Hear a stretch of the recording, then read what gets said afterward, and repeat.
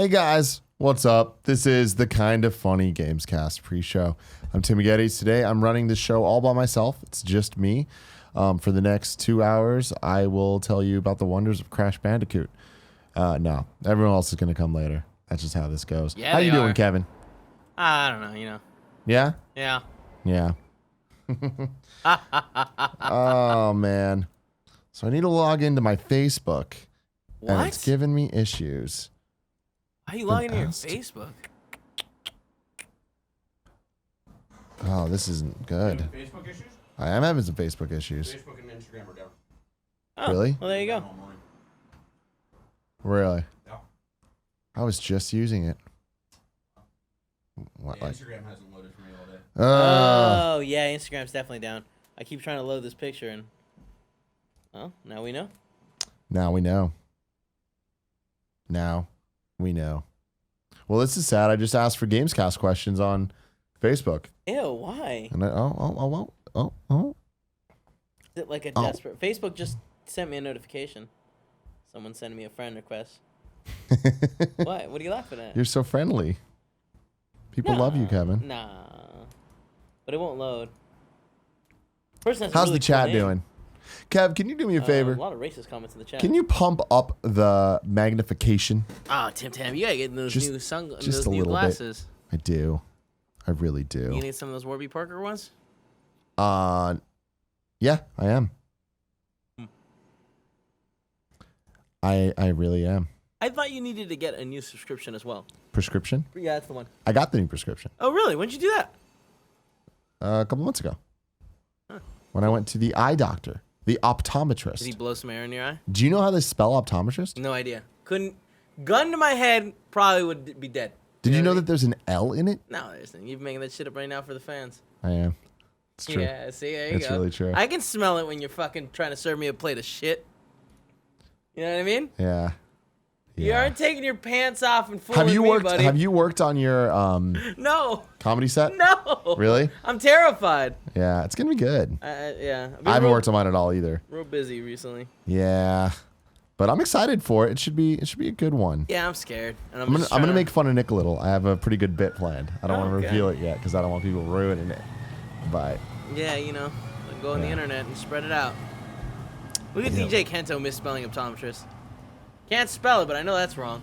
that's right. I know. I'm just fucking around Oh. with DJ, you know, boy. Let's see. We got Nanobiologist says, "Hey Tim, what's up, Nano? Can I call you Nano?"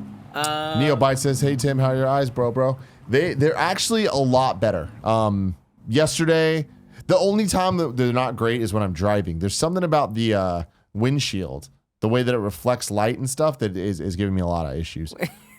You fucking greedy ears over here reading the. Do you read this guy? When I worked in a pathology lab, I knew actual professionals who couldn't spell, and then makes up a word. Ophthalmology. What do you think that guy does? I don't know, dude. He's the guy that shoves his thumb in your ass Oh, to really? find out if you're no, Tim.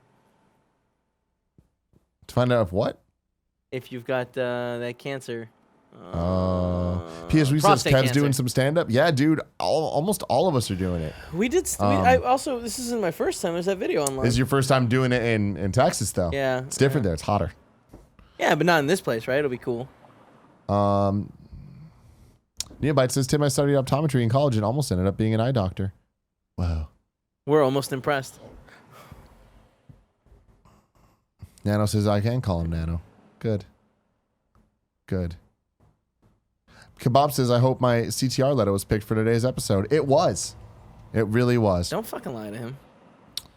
Let's see if it makes Mr. it on the Yasmin show, says, then, has right? Tim seen who Disney casted as Ariel? It's not Zendaya. I did see. And it was someone who's not named Halle Berry, but their name looks very similar to Halle Berry. Haley Berry? I think so.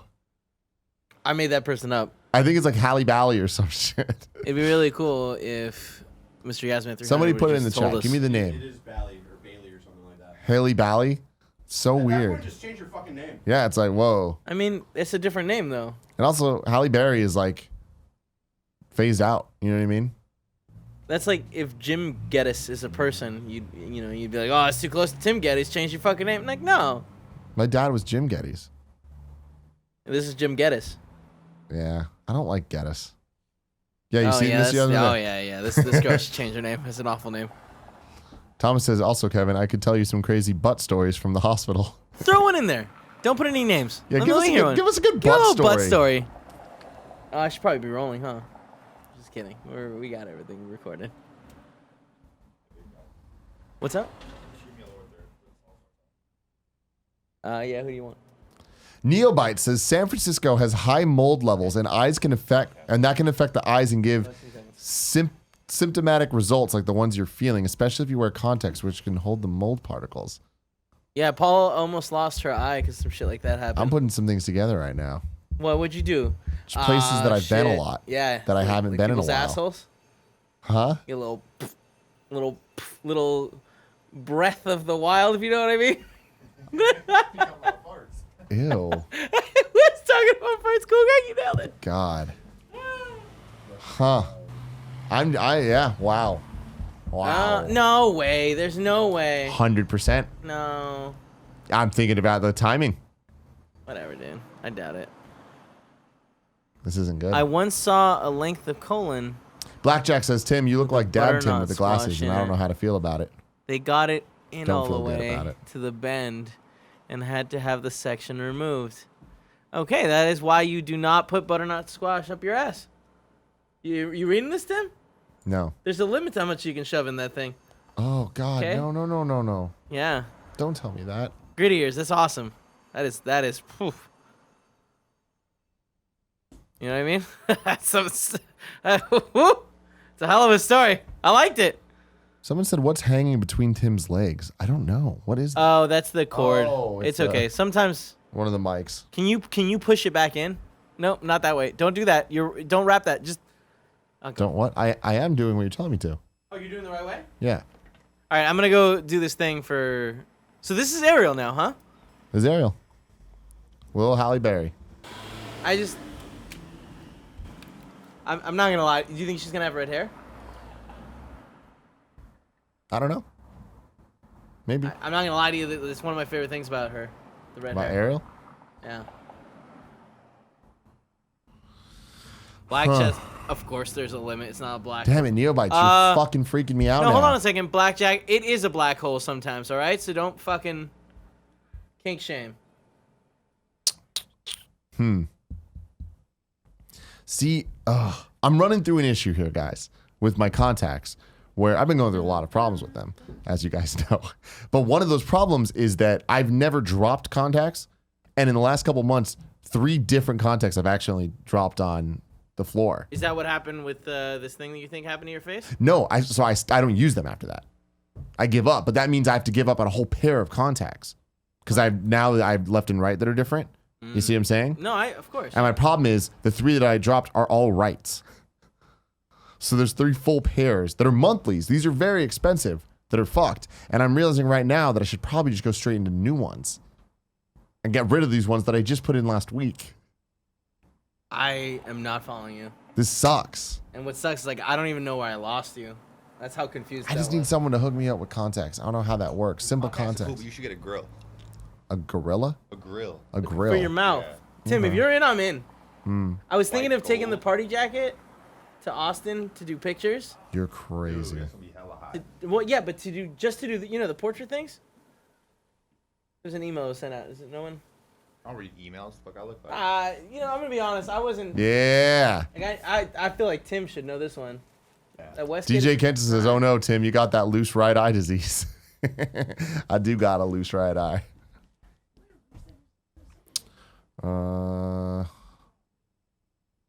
Fuck, man. Neobites, you're really fucking with me, and I believe you. I guess I'm gonna have to do it. God, this really sucks. I guess I need to keep wearing glasses when I'm in situations. You know? What a goddamn You need your bummer. contacts back?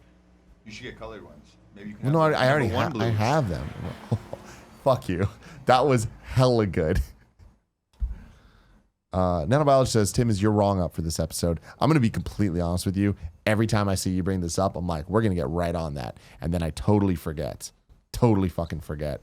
There's been a lot going on, man. Okay, podcast. We'll figure it out eventually. I swear. Mike L says, Tim, you talking about MM2 today. Thoughts on not being able to download and edit other people's levels. kills learning but stops thieves, I guess. You saying MM2 immediately makes me think of Mega Man 2. I will not be talking about Mega Man 2 today. I know you're talking about Mario Maker 2, but just let you know, you can't just abbreviate things that already are known as something else when they're abbreviated. You get what I'm saying? Like MGS will always be Metal Gear Solid. You can't. That one. You did? Yeah. Hell yeah. Cool Greg knows what the fuck is up. Nanobiologist says, Greg has said you can just use the regular You're Wrong website. I'm going to tell you right now, that is not going to work. Like, there's too many You're Wrongs already on a daily basis. One of the weird signs where you're wrong. Let alone weekly. Kebab says, the big piece of advice is to power slide turbo all the time. That is true. It's the key to Crash Team Racing success. Miss Yasmin says, Tim, I asked Gary and John Drake if they can host an episode of KFAF, and they both said they'd be up to it. That'd be a very interesting show. I feel like they'd be very mean to Nick and be very nice to Andy. It's true. Yeah. That's fair. That's exactly how it would go. How you doing, Greg Miller? I'm good. I'm fueled. I'm ready to go. Yeah. I feel like the thing people don't talk about enough till they have them, and people being me in this scenario, is in fact the Rice Krispie treat. I just had a Rice Krispie treat. And you forget how much you love Rice Krispie treats. Why am I not eating a Rice Krispie treat every fucking day? All the time. You know what I mean? Why am I eating any other food other than Rice Krispie treats? I That's was a sitting really at my damn desk good one. today, and then Kevin brought over sausage McMuffin. And then Oh. an hour later, he brought over a Rice Krispies treat. And I was like, dude, I got it good here. It was Yeah, good. you're right. Think about that next time somebody offers you a fucking job. They don't Don't often. you? Kevin W says, Tim, get LASIK. It's on the dockets when I have disposable time and money, I guess. But more so the You time. have to have enough money. LASIK's like what, $100? No, it's like 1,000. Get Kevin a laser right now. He'll LASIK you. I got a laser. You want me to get a laser? LASIK him. Demetrius Newell says, is it Fran or Andrea coming in? You're going to have to guess, but no, it's Andrea. Real quick. I don't know where she's at, but She's on her way. okay, cool. En route. En route? En route? Any more butt stories? Not yet. Not that I saw. Did you tell Greg that good one? What happened to your butt? Oh no. Greedy Ears works at a butt doctor. You know Thomas. Oh, proctologist, yeah. Yes. No. Does he work at a butt? Is that what he does? He works at a butt doctor?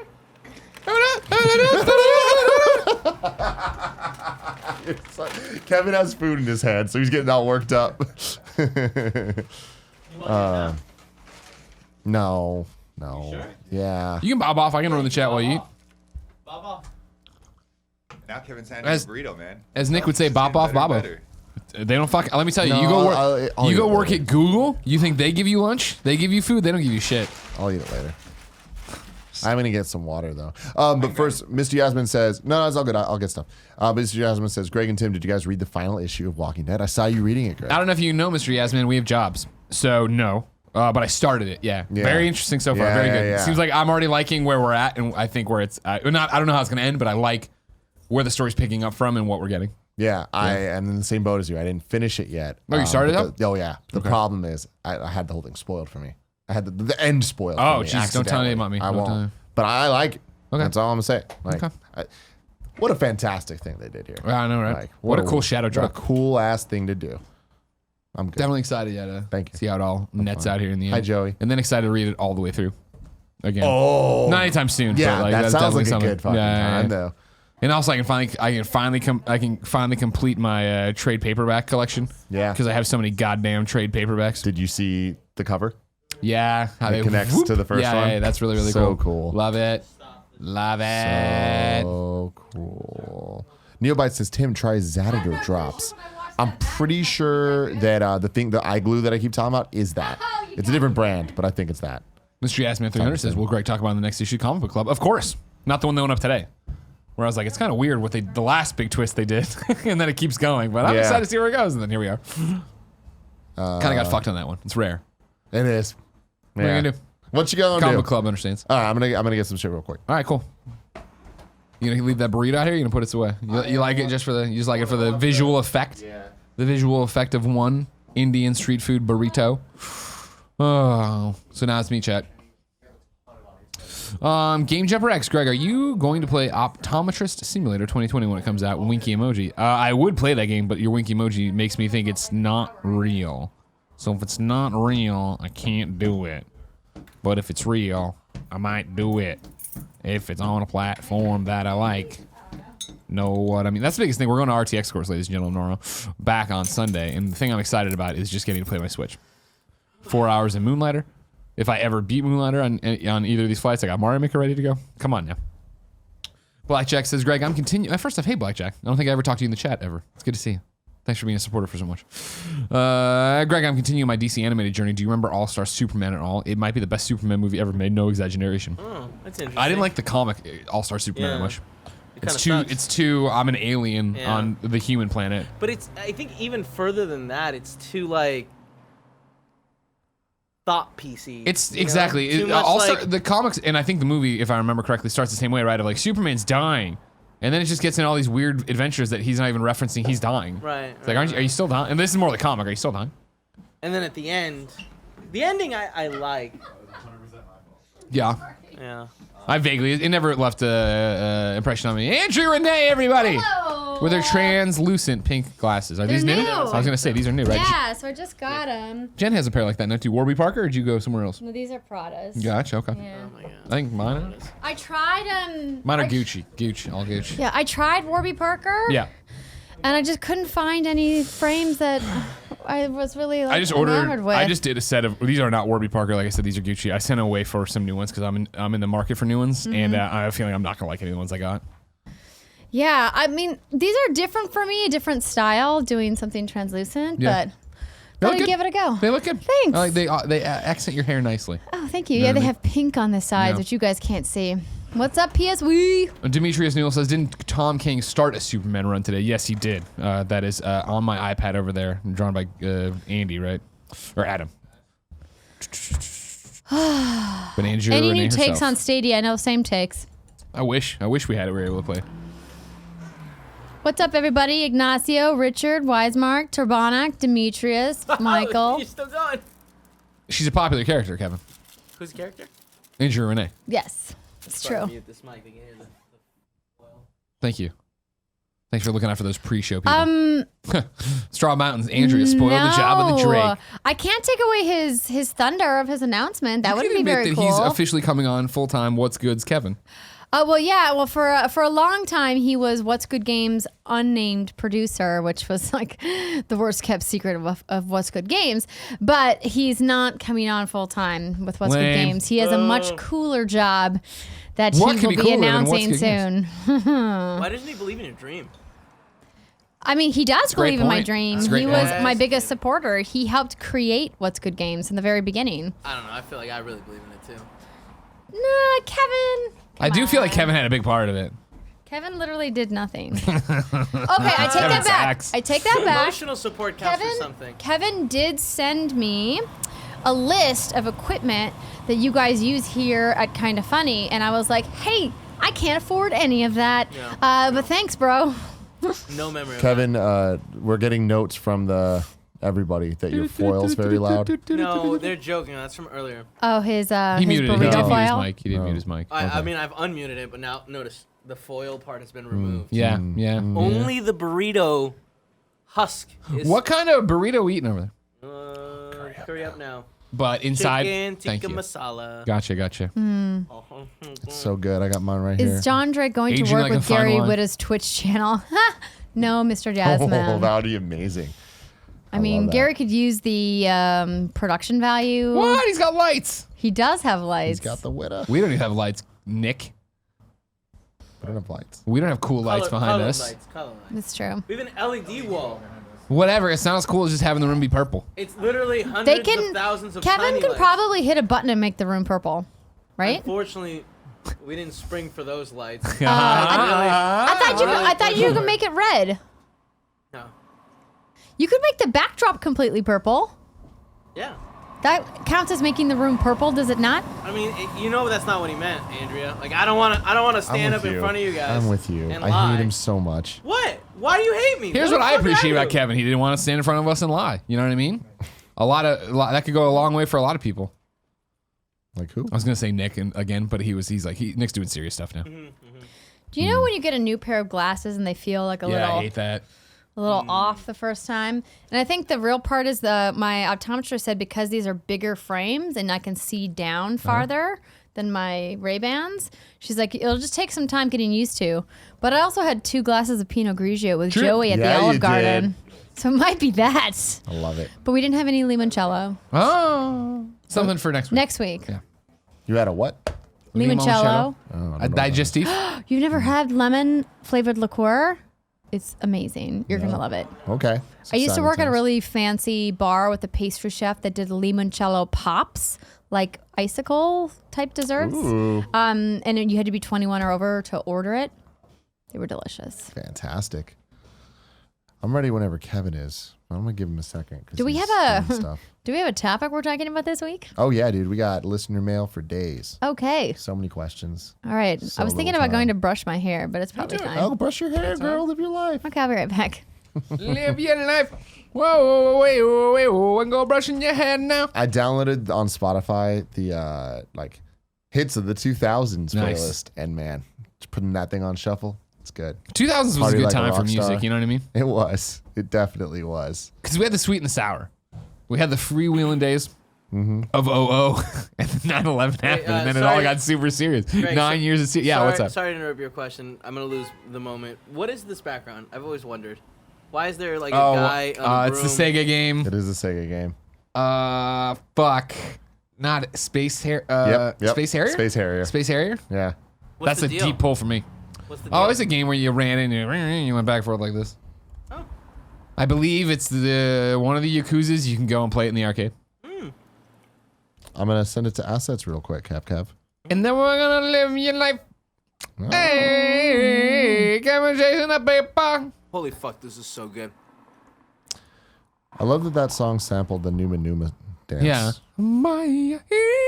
There you go. Whatever happened to the Numa Numa kid? Is he a man now? Yeah, he is. Okay. Is he dead or something? You laughed way I too. just like if I was Greg Miller, I would have had an immediate answer that was some fucked some up, crazy horrible shit. Man, I fucking nailed it. Yeah. And you know that I I'm can't proud of do it. you. I can't do it. I can't pull that. What, Yeah. what's This is he awesome holding having it like on a the wall. flying vacuum or some shit? What's happening here? Like what's the? Oh, you're a I'm space not harrier, sure. idiot. Yeah, you fucking idiot. What's a space Do you not know what a harrier is? Exactly. No, what's Now a you harrier? embarrassed me in front Is of it your like friends. a type of bird? Yes. This one's from space. Hey, Kev, go back, like scroll all the way to the beginning and pause it. That's weird. Isn't that weird? There's no. That is weird. What's going on over here? Yeah, it's the so the guy on the right. That's the space harrier, right? Yeah, that's what right. you're- Uh huh. check But that. then what's this guy on the left steal? Oh, it's Do you want me to ruin the story for you? Yeah. Clearly, you start in the future, you go to the past. You fucking idiot. You know what I mean? Fucking dumb. You think you got? This is Jesus clearly fucking the Christ. Cyclops mammoth. If I've seen one, I've seen a million in the Natural History Museum. Uh huh. These fuckers, they walked around. Some of them big as scroll to the end. toasters. Some of them as big as Empire State Building. What do you say? What do you want me to do? Scroll to the end. The end? Mm-hmm. I can't fucking see the time. Like 16 minutes in. Down. Thanks, Greg. A little bit more. A little bit more. There. Just go there. This boss looks crazy, Hell yeah. man. Now, of course, this is pause it. This is you might think no, but keep it paused. There you go. Thank you very much. I'm gonna pull this out of the side. This is the actual prequel to Snowbike Mike, and this is Water Bike Mike, and you can Got it. see the Splash Sisters on the side, ready Yes. to play, ready to have Yes. something going on there.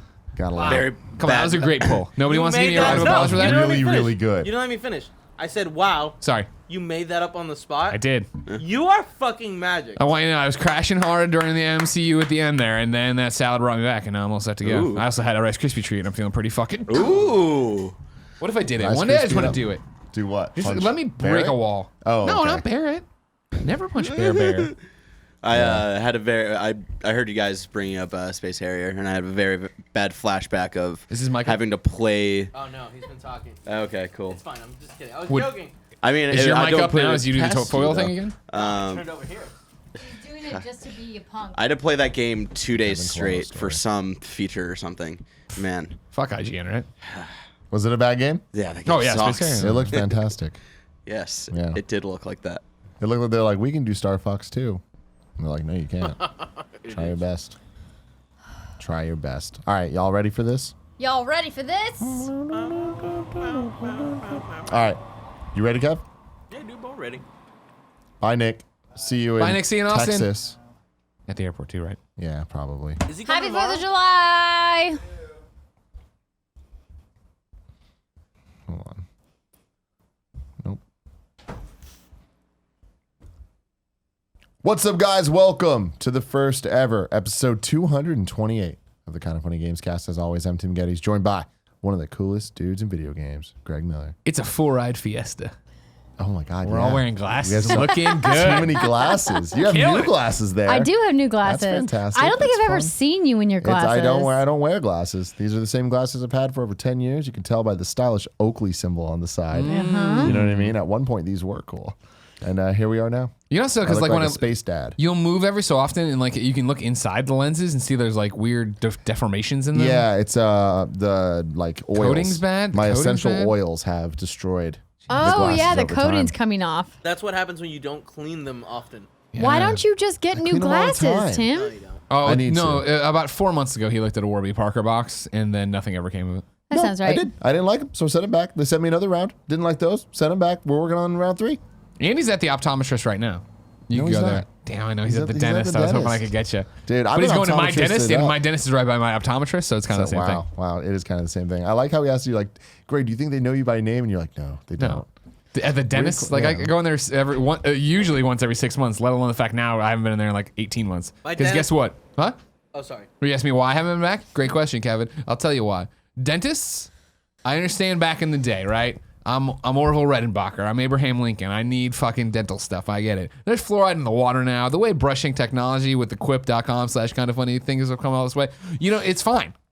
Dentists are now there for emergencies only, all right? And the busiest lady in the business, Andrea Renee herself. What's good, joining Tim? us on the Kind of Funny Games, guys. God, it feels good. Yeah. God, it feels good. Friends out doing something. He's a Guardian Con. Yeah. He's in a upgraded suite. He had to put up a photo of it. Shut up. Shut up, friend. Well, at least he's not here to interrupt us all show. Bam. Damn. Bam. Damn. That's some We need to put real him and shit. Nick on a one-on-one podcast so none of them can finish a thought. You, me, Damn. Oh, I love it. I I love it. laughed a little too hard at that joke, but we love Nick and Fran most days. Yeah. But, you know, facts are facts there. Patreon supporters at the silver membership or above get to watch this show live as we record it. You get the show 3 days early and the full exclusive pre and post show. So you can go to patreon.com/kindoffunnygames to do that, just like our Patreon producers this month did. Tom Bach and James Hastings. Tom Thank Bach you, back. guys. Tom Bach is back. Tom back. Tom Bach is Bach. Is he Yeah. going RTX? Do we have confirmation or So deconfirmation? he bought a ticket, but he's not going. That sounds like That a is- Tom sounds like a Bach. Tom Bach movie. Classic Tommy B. Support the crew, but if he can't make it, he can't make it. He's a busy man. He's a busy man. I think he Or just forgot. you can just watch on Mondays at I think he just forgot. youtube.com/kindoffunnygames or on roosterteeth.com or on podcast services around the globe. Just search for Kinda Funny Games Cast.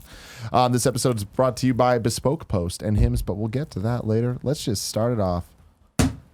What you got there, Greg? This package was delivered to the office under my name. Return Kitchen address, safe. mystery lady, it says. Oh, you know what they use these for, Greg? Before you read that, they use these so in your kitchen, if you are on a diet and you're like, oh, there's sweets there that I can't have until X amount of time of day, you can put like the candies or the sugary foods or whatever inside, like the cookies, and then it's set to unlock at a specific time. Interesting. Yeah, because it's got a countdown clock on it. What This the, is some Saw level the shit. paper they came with, it says, monsters will ravage. You want me to break Demons it? will prowl. Bullets will ricochet. Blue armor will gleam. Streets will rumble. Warriors will embrace darkness. One will rise. 07/04/2019. 9:15 a.m. Pacific time. Rise to the top on Twitch. And it says automatically opens on July 4th at 9:15 a.m. Pacific time. I got that fucker From open. just Oh wait, look at I mystery can just lady? turn the timer down. Turn it to now. Well, no, you're turning it up. That's going. You added a day. There you Wait, go. Oh There. wait, hold on. Can we Let me just see. cheat it? Well, I saw Tom Marks said I put up a tweet about it, and Tom Marks sent back the smashed 2 one that he days. smashed the shit out of his. So Kevin, you might need to smash this at some Was point. there something good in there? Oh no, yeah, okay, so we turned it down to 0 days now, 18 hours. Oh, it won't go any lower. So you can turn the timer up, but you can't turn it down. But there's, I Wow. mean, yeah, like I saw somebody just Give me a smash it. flathead screwdriver. I'll get in there. What could it be? Here's the thing. I saw you post this, and I told Joey, I go, all you guys have to do is hold it over the side, send people down to the spot. That's what I thought about too. And then just toss it drop off the it. side. Drop What it if off the there's, side like, of the a building. hamster in it. What if there's a what in it? Hamster. Damn. That would be very solid. God, I hope there's not a live creature in Hey, there. you never know. Oh, I'm feeling good about this, Greg. Oh, yeah. Oh, wow. We got Go do plastic. whatever you want. Go we do got whatever plastic you want. breaking. Get in there, Kevin. This is good. Keep it away from my fluids. Oh, yeah, it's Don't cut your broken. hand, it's I already can see smashed. the inside. Here we I can go. see the inside. Here we go. Wait, there's let's not a speed let's rush read here. this. It's okay. Let's read this again. Sure. Okay, and we're gonna unbox this now. It says, "Monsters will ravage, demons will prowl. It sounds like it's gonna be some throwback. Oh, bullets will ricochet." Oh. Oh, pins. There's pins. This seems like some shit we need Jared Petty for. Well, I guess Oh. shoot, like. Now they didn't say we're. One will rise. I should have known the rise up was. Well, real quick before we say anything, like, is that an official embargo?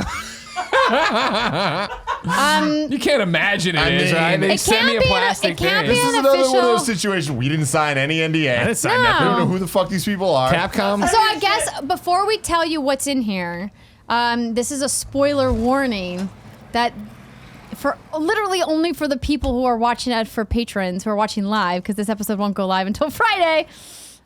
It's a T-shirt with some Street Fighter characters on it. Wait a minute. What the fuck? Is this just a Capcom versus Capcom game? Capcom cross Gung Ho. It What the says hell's Gung Ho? Teppen. I don't know what any of this is. Gung Ho, no, remember Gung Ho this is a the thing. publisher. Yeah, remember the Gung Ho logo? We all were like, oh, that looks like a vibrator. Like that's I Yeah, remember but the what vibrator. is it then? Is I don't this? know, Capcom cross a vibrator. All right, let But me I mean, do like, some this- digging here. This looks like it could be a Capcom cross Capcom game, which would be amazing. Also, why would they do this with these safes, knowing that everyone was just going to break them? I don't know, man. I mean, we didn't have to. We could have waited. Let's just see. I don't know, man. I don't. You know who? I don't. Here's what I'll tell you right now. If it turned out this was embargoed, oops. I mean, because this is a bad embargo. This doesn't count as an embargo. It's When you not send an me a plastic embargo. thing, you know I'm gonna smash. Gung Smashy, Ho. smashy. It's Gung Ho Media, right? What do they They've have? made Puzzles and Dragons.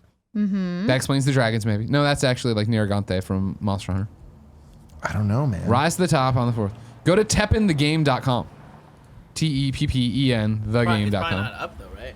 Well, we're about to find out. No, 403. 4 threes. Well, Request blocked. Everybody rise to the top on July 4th. Everyone rise to the top. What a I mean, brilliant idea, too. Let's throw an event on a national holiday. Come on, guys. Let's see what Teppen means, just the word Teppen.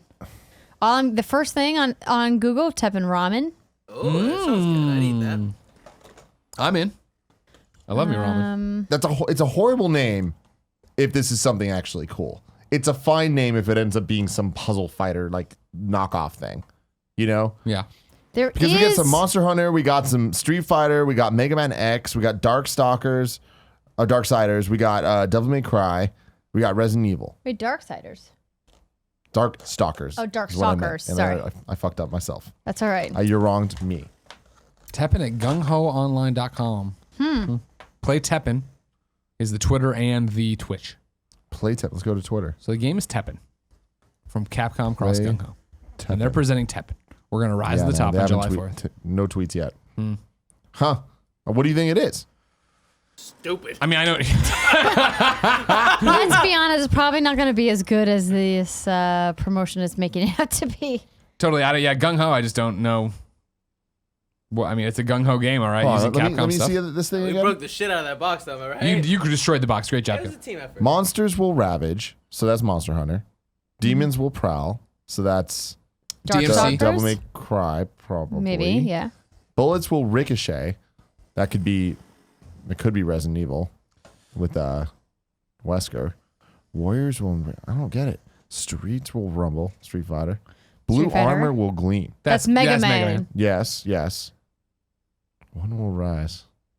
Huh. I don't know. I'd be interested if it was a Capcom fighting game because that'd be really cool. Because they messed up with all the Marvel stuff, and I feel like a lot of that had to do with the licensing of the movies and Marvel games not being up to snuff yet. Yeah. So Interesting. Teppen. it is, but again, horrible goddamn name.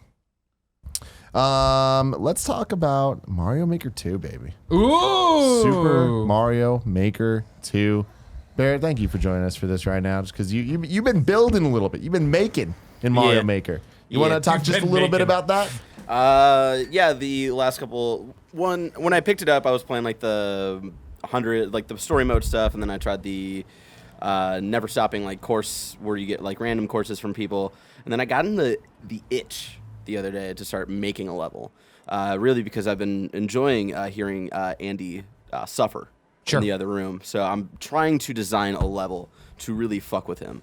And it's been a weird like learning how to like the mindset of like how to design a level of like, do you just do like the world itself first and then think about enemy placement and all that stuff? So I've been really getting into it and I like it a lot.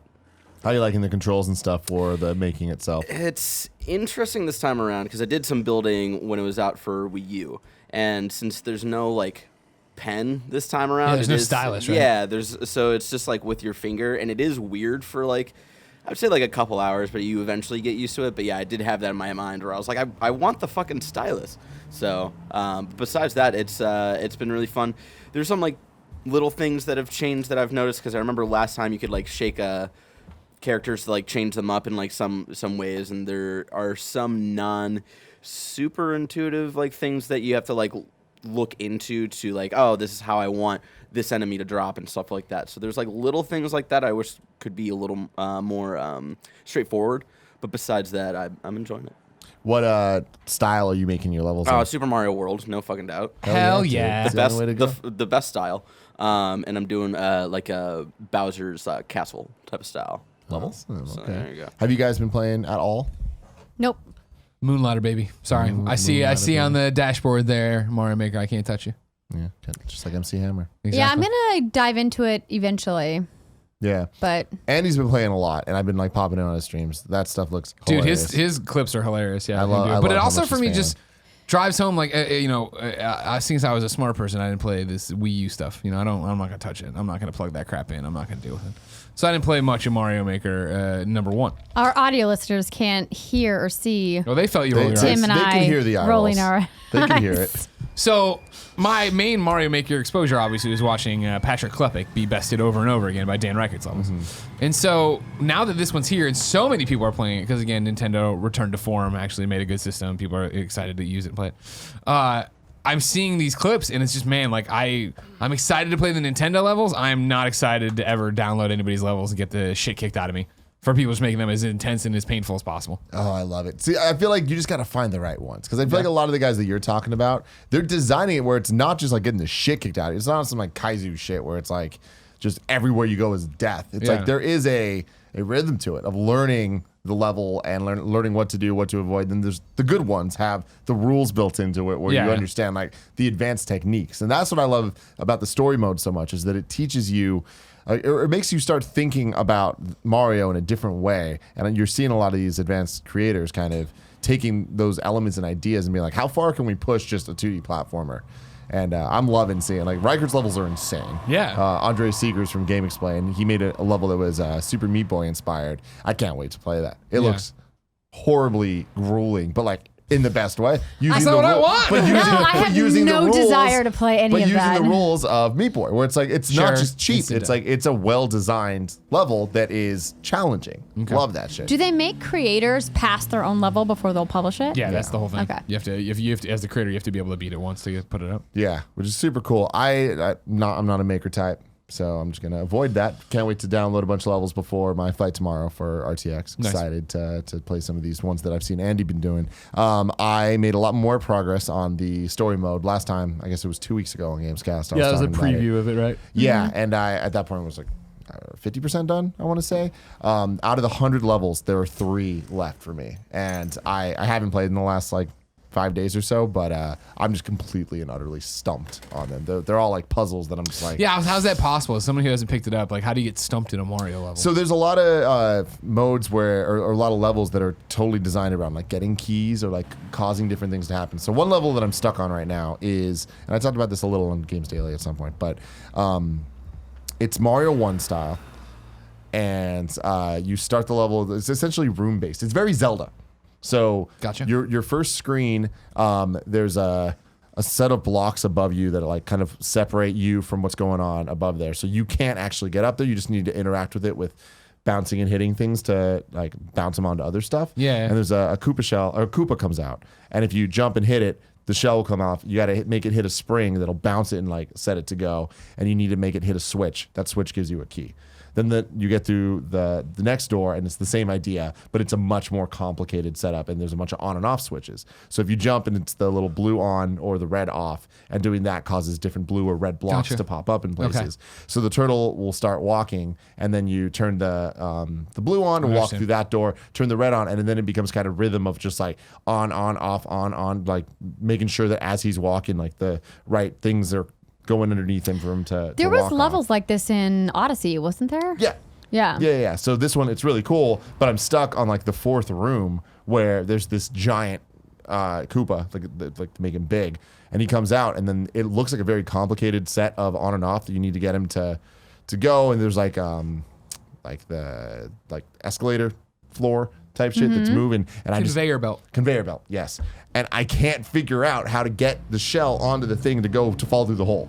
It's just that finally I'm just like, and it has a 400-second timer, because a lot of the puzzle-based ones have like the longer time.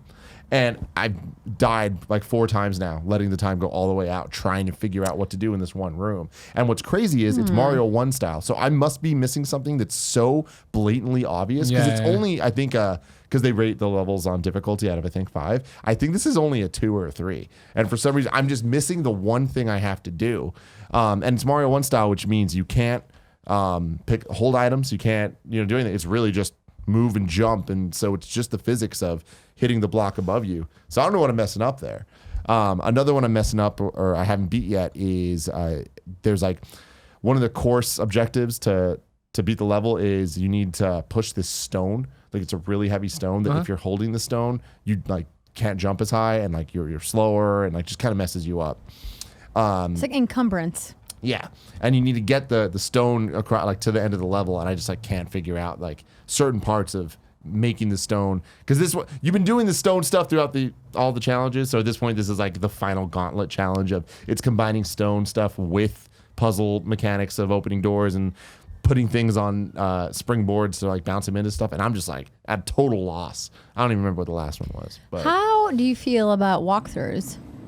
Oh, I have no shame with that stuff. Okay. Like, I'm going to keep trying like on the plane tomorrow. I'm going to give him a couple more shots and see if I have that aha moment. And if I don't, I'm like, That's probably the most healthy thing you could do, right? Is step away the way you did. That's how it always is in games, right? When you get to a room, you don't know how the fuck, what am I supposed to do in this dungeon? You put it down after hours of trying, and the next day you pick it up and it's like, oh, there, clearly. So this Koopa level that I keep talking about, I've come back to it 3 separate days and still had the same issue. Right. Yeah. But I get it. It must be something so ridiculously simple. I saw that Altano beat all 100 levels, so someone can do it. If he can do it, Yeah, can exactly. do it. But I've been loving it, man. Like some of the more challenging Nintendo created levels are just brilliant. I thought that the story mode was so well done.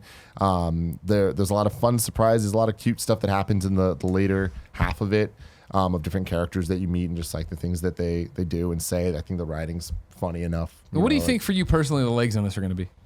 I think that it has like crazy potential. Like when it first was revealed at the Direct, I was just like, you were texting me like, what do you think of the Direct, because you didn't get to see it yet? Yeah. And I was like, this could just be one of my favorite games of all time. Like it just could last forever. It's unlimited Mario levels, you know? And I feel like because it's on the Switch, it's going to have a much more dedicated fan base than the last one did. And I can see people, like I can see the Dan Reicherts of the world not stopping, because people are going to keep playing. Yeah. And I think Twitch is in a different place than it was a couple years ago, where I feel like that also gives it such a big boon and incentive for people to. Well, that's the interesting thing about it for me, right? Is like I don't find myself, man, I have to play this. I'm dying to play it. I really want to. I'm enjoying Moonlighter and just continue to play on through that. I'm excited to eventually get to it and do some Mario Great. I'm more excited, I think, to watch what comes from this, to watch people play it, to watch Andy stream it, for us to do like, let's just do a stream where all we do is play, best friend levels and stuff like that. Like see that part of it where I'm watching you guys do it. I know how much you love Mario. I obviously see Andy playing it all the time, and I know how much he loves it and how much he's loving this challenge of it right now. Like that's the entertainment value of the game, I think, for me. Yeah. I love the story mode. I feel has such a good balance of levels in each of the different styles, and jumping through each one. It's like, as much as I hate the look of New Super Mario Bros., I love the physics and abilities that the game has, and like being able to wall jump totally changes how levels can be designed and the type of challenges they can add there compared to World, which I agree with Barrett. Like I like the moveset in that game the most overall, and the limitations that you have there. Playing Mario 1 levels is my least favorite. Like I don't like being so limited, and there's just something about the physics of it that like. I mean, the weight it's weight great. you feel the of the weight jaunt, is just different, right? Yeah. And Mario 3 is interesting because I feel like there's not too many levels. Like off the top of my head, there's probably Feels like it's more nostalgia led than anything. Like the mechanics in that game are pretty subpar compared to what came later. I mean, I would say it's a 10 out of 10. It's just compared to World. It's just like when it comes to Maker and just the music and the style of everything, I prefer the look of World. No, don't get it twisted. That game was great for what it was when it was, but my point was that the Mario franchise has evolved so substantially in the decades to follow that when you put them all together on the same platform, I just don't think the mechanics of some of those older games really stack up next to the mechanics of the newer games. I think just 1 is true there. 3, I think, does. But I asked people for questions. Thomas Adam Burton wrote in and says, what level creator worlds do you want to add to Mario Maker as DLC? I would love to see Mario 2 like done in the same way that Mario 3D World was done in this game, where it is its own separate style thing where it's not compatible with everything because it needs to be a different type of game. You just want Peach to have her time. And I love Peach too, man. Yeah. I love that little hover. Let's go. The biggest thing I'd want is a world creator. Like I wish that they'd allow people to kind of make games, and I wonder why they like didn't. have your own overworld map and link all your levels together. Yeah, and even if it's not overworld map, because I get that like. I am a little bit surprised they didn't add that to Mario Maker 2. I mean, you can make it really basic, right, and just link them together. Yeah. Little Big Planet added that for Little Big Planet 2. But even if it was just like level after level after level, like make the system of like, okay, world 1 to 1, 1 2, 1 3, 1 4, 2 1 2 2 2 2 4, like being able to make like a playlist of like here's a game that has a steady growth and challenge or whatever. I just don't know why they wouldn't add that functionality. Like there must be some reason, and I don't think the DLC, reason, man. Yeah, I mean, I hope that that's the case. I hope it's not like a Mario Maker 3 type thing, because I wanted this to be like the end all be all. This is the version of this for Switch. My question for you is somebody who wants to, think it could be your favorite game of all time, something you'll play indefinitely. How do you plan to find levels going forward? I mean, totally just asking around for people, and there's going to be websites and like, of course, archive like lists. Have you looked into it? Have they evolve that system? Are you bookmarking creators you love? Are you getting notifications about creators? I haven't done much of that yet. I was planning to do that going into RTX, and honestly, from what I've seen of using it, like it's a nightmare. It is not intuitive. Does not seem sounds easy like Nintendo to do. doing Sounds like some Nintendo ass bullshit. An online service from Nintendo. Yeah, and that's something that is very disappointing. I feel like it should be a lot easier, and people should be able to upload things and share. You should be able to share a lot easier than it is. I saw someone tweeting about how this is one of the few Nintendo online games that doesn't really have functionality on the phone, on the app, and it's like this is the one that should. Like that would totally make things easier, being able to like find cool ones and then save them for browse download. On the app, and So it's pretty disappointing there. Makes too much sense though, Tim. Exactly. It does, and that's the biggest problem. But again, I think that this game is worth it just for the Nintendo created levels alone, because they're so good. How many hours have you put into those 100 levels? I don't. I have no idea. But enough. More than 8? Oh yeah. Okay. Yeah. Maybe not more than 8. Maybe like 6. Okay. Overall, but like going back and like there was a bunch that I replayed just because I liked them so much, and like being such a fan of Mario games to the point that like I know differences between like little things. I love seeing enemies that were never in the other designs, and like hearing music that was never like there was no airship theme in the original Super Mario Brothers. So hearing them do an airship theme that sounds in the style of Mario 1, but it's a brand new composition. It's like that type of stuff is really cool to me. There's like so many Easter eggs in this game of random things where it's like effects will come up and it's say like N64, and then it's like the slide theme song from Mario 64. Or you can add the galaxy music and then it changes the gravity of the level. Nice. And things like that are just like really cool. And it's like, I feel like I'm constantly surprised by the game. There's always just something that I'm like, I'm never going to get to the end of everything this game has to offer. So really cool stuff. The next game I want to talk about that I haven't been able to yet on the show is Crash Team Racing. Oh, yeah, Nitro right. Fueled. Wow. Finally, it's out. It's amazing. People are loving it. The UK especially is buying it up. As usual, they love usual. that Crash stuff. Dude, no, I'm so impressed with what they did with this game. It is a fantastic remaster. It feels perfect. It is content filled. So they took original PlayStation game and put it out here with all the original tracks, but then they also remastered all the tracks from Crash Nitro Kart, which was a PS2 game not made by Naughty Dog. The original made by Naughty Dog. And I remember really disliking Crash Nitro Kart. It just didn't feel right. It was way too slow. CTR, the original, like one of the things people liked most about it was that it was fast compared to Mario Kart and Diddy Kong Racing at the time. And for Nitro Kart to come out and kind of feel slower, the levels didn't seem like well designed or inspired at least. All the remastered levels for Nitro Kart, they changed the size. They made it feel good for CTR. They adapted things for the speed. They adapted things for the drift mechanics and everything. And it's like playing through these levels, it feels like playing through a bunch of levels that I'm not intimately familiar with for the first time. So it kind of feels like a whole new Crash Team Racing game to me. So that stuff's fantastic. You look like you have a question for me.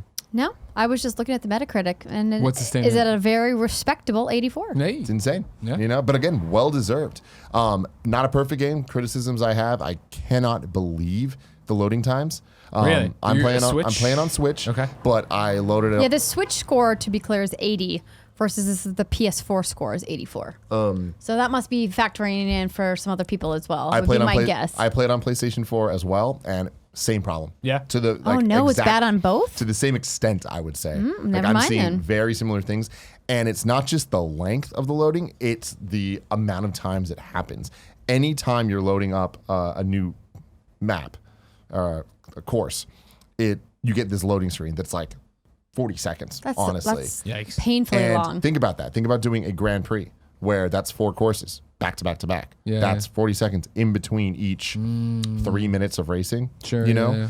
and it starts to add up, and it really sucks. It doesn't incentivize you to want to like play modes that have you switching between courses that often.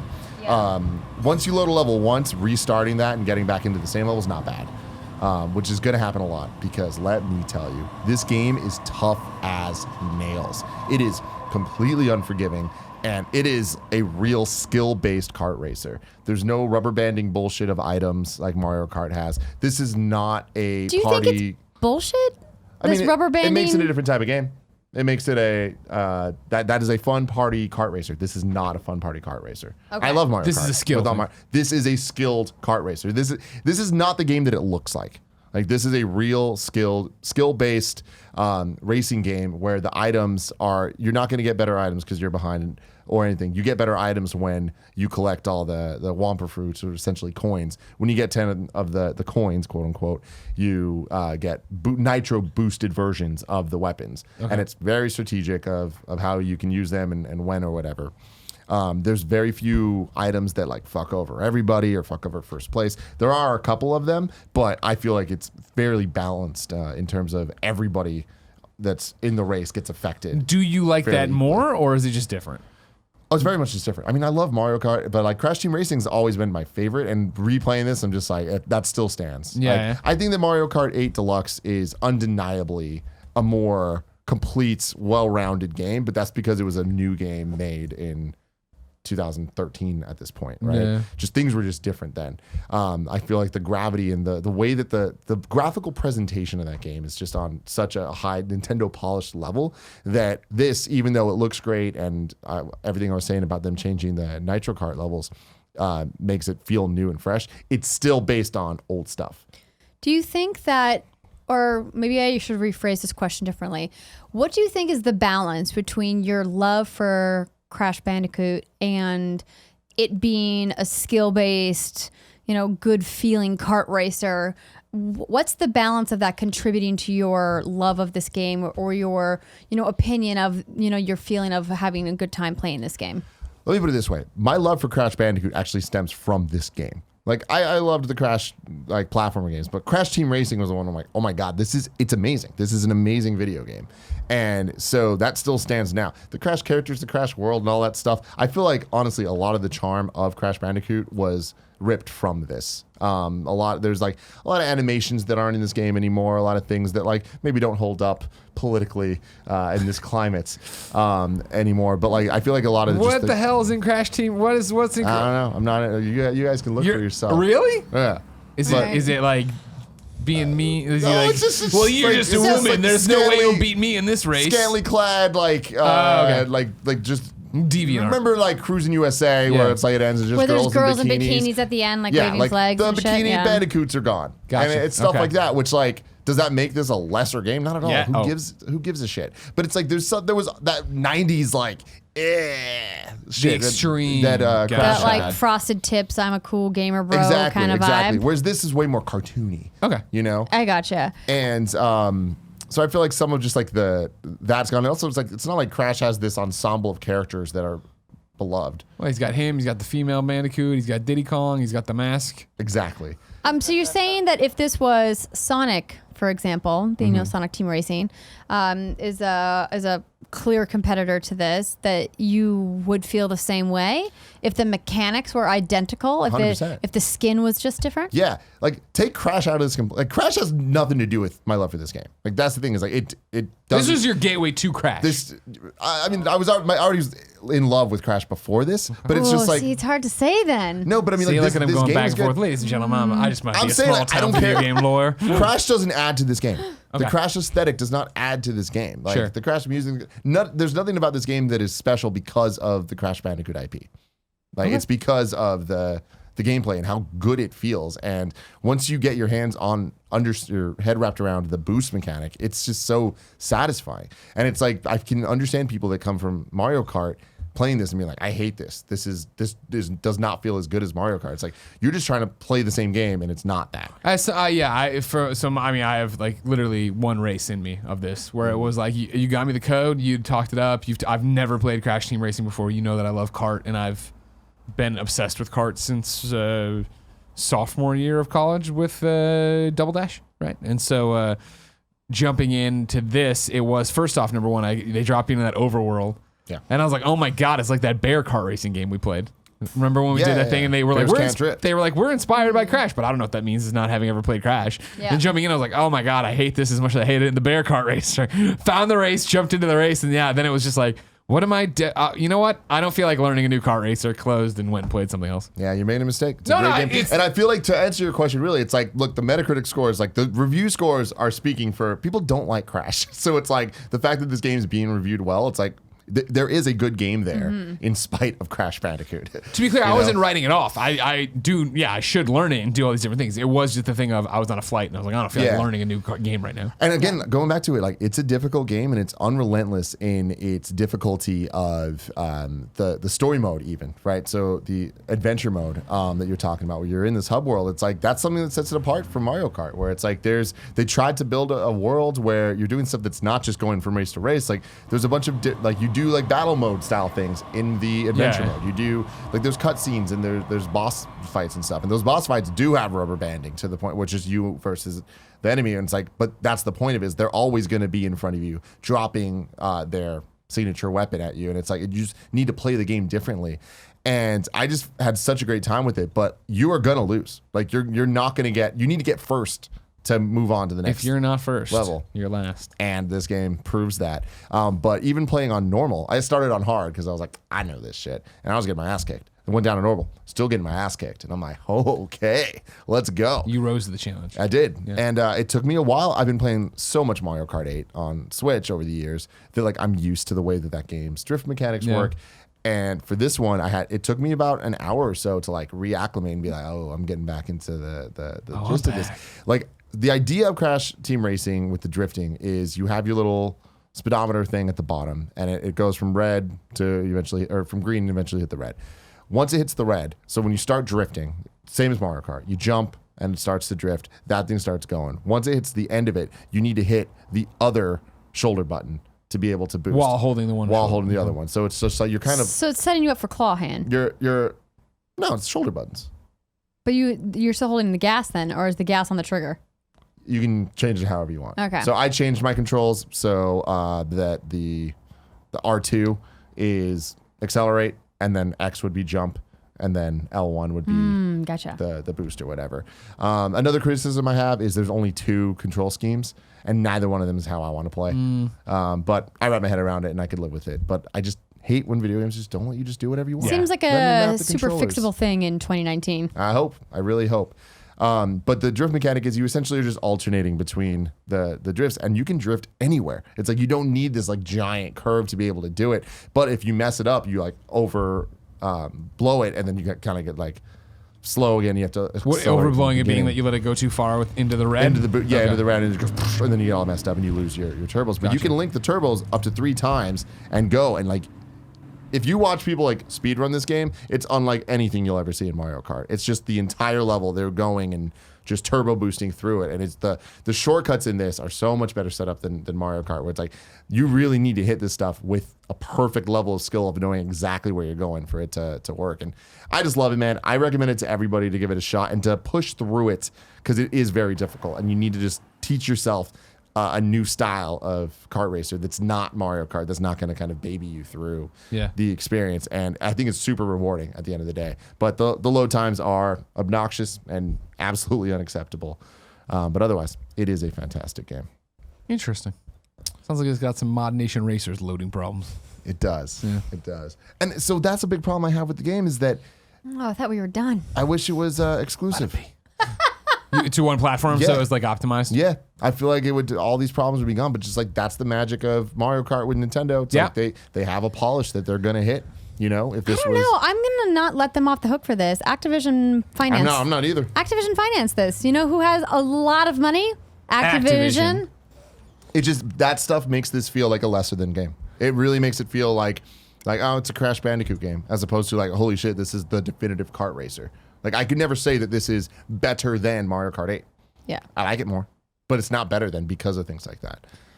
Hopefully they will look at feedback from their community, and it seems to me like loading is something they could potentially fix down the road with a patch or what have you, optimize it, but you only get to launch your game once. Yep. And another shout out to them in a positive way, though. The DLC plan's ridiculous. There's so much stuff, and it's all free. And they're just giving a lot. So like on a DLC drop plan, I'm like, Spyro's coming. Let's go. Have they made any statement about the load times? Like they are going to try to patch them? Because if they have that kind of roadmap and they're still working on the game, I wouldn't put it past them. Did not see that. Where are we with this? Give me 1 second. You can have all the time you want in the world, you, big guy. guy. I appreciate that. I can cover it while you do. Hey, everybody. This is the Kind of Funny Gamescast. I'm Greg. That's Andrea. That's Tim. Andrea, we like your glasses. Hey, thanks. They're new. Yeah. Just got them. Ooh, well, Ariana Grande there. Ladies and gentlemen, let me tell you about our sponsors real quick. And now that we're back from that, we're going to do some listener questions. Listener questions. Where do I want to start? They returned last week in force, and then people were so happy that we brought them back. We wanted to bring back even more, Tim. It works out because we haven't really played too much. Yeah, if you're, we're recording 2 days in advance from where we normally do, so there's a little. And I've just been obsessed with Moonlighter, so I can't play anything else. Into the second dungeon though, Tim. Just putting that out there for you, and I'm taking my time with it, milking it, if you will. Yeah. I could go fight the next, the level 3 boss or whatever. I don't want to. Let's just keep getting stuff, keep enjoying upgrading the shop, Light your mood. making the shop better. I got all these motherfuckers in there trying to steal from me. Not on my watch, buddy. I'm dodge rolling right into them and stopping them. Andrew's getting ready to pop out and scare people. I just had to needed to get closer, and I had to adjust the feet. No, I had to adjust the feet because the one foot was out too far, and you couldn't push. Anyway. Christopher Laidlaw says, what feature is going to be the big push for the next generation of hardware? Streaming, instant loads, something else? Wait, can you read it one more time? What feature is going to be the big push for next gen? Well, I mean, obviously streaming for sure. And that's all we keep talking about is game streaming, cloud saves. Here's my question. Stick with me. Okay. What is or was the big feature of this gen? And then what I want to compare it to is, was that what we were thinking was going to be the first thing, right? I think Xbox One, it was all about, we're going to connect, we're going to talk to it, we're going to do this thing, integration of TV in this, right? PlayStation at launch was maybe they talked about Gaikai, which was streaming stuff. The touchpad, touchpad and Gaikai were the big things. Voxels. I think you drop all these voxels from the sky. A lot of voxels. I think digital downloads were the biggest thing of this generation when you think back to the launch of Xbox One and PS4 versus what really defined PS3 and Xbox 360. Which was HD. Yeah, like transitioning from like that generation was the transition from SD to HD. This generation also was the transition from HD to 4K with the later iterations of the consoles. But really, I think like the digital marketplace exploded in this generation in a really impressive way. I would lean digital too, but rather than just the marketplace, I would talk about games as service, right? Like, I granted that's not a feature but it's not a feature of the consoles, but it is a byproduct of the connectivity and being online and what the network functions of it were, right? Like, Yeah. Sure. And I don't think it's one you can predict. That's why whenever we get a question that is, where do you see games in 5, 10, 15, 50 years? Like, who the hell knows? I feel like it doesn't change on exactly a dime, but it is that whatever the plan is right now, it will not be the plan in 3 years. Yeah. And I love this question looking back at what it is now, because right now, yeah, you jump to, it's going to be streaming, right? It's got to be. That's what it seems like everybody's trying to figure. And then the load times. I mean, like there's a reason that both Xbox and PlayStation have talked about the load times and how fast everything's going to be, and the focus on that. To talk shit on Crash Team Racing. Oh God, that'd be Throw shade. That's what they're doing. Yeah, that's exactly. I feel like the load times are going to be significantly better, but like that's only a selling point for a small group of people, I think. Hey man, initially. PlayStation 5, that's what they're saying. They're only targeting the hardcore gamer. I don't think so. I think you're underestimating people's attention span in a modern era. I even think back a couple of years ago, our patiences have gotten shorter and shorter and shorter. Like we're in this constant stimulated in a society where we want something and we want it immediately. And we get mad when our phones don't boot up and when the apps don't load right away, or when you start up your computer and you have to wait.